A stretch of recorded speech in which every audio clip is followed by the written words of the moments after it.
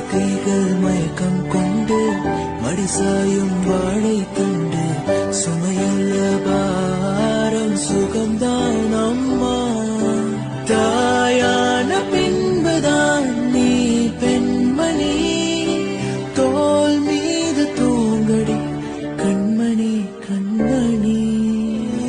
உனதன்பு பார்த்த பின்பு அதைவிட வானம் பூமியாவும் சிறியது. காலையில் தினமும் கண் விழித்தால் நான் கைதொழும் தேவதை அம்மா. அன்பென்றாலே அம்மா என் தாய் போல்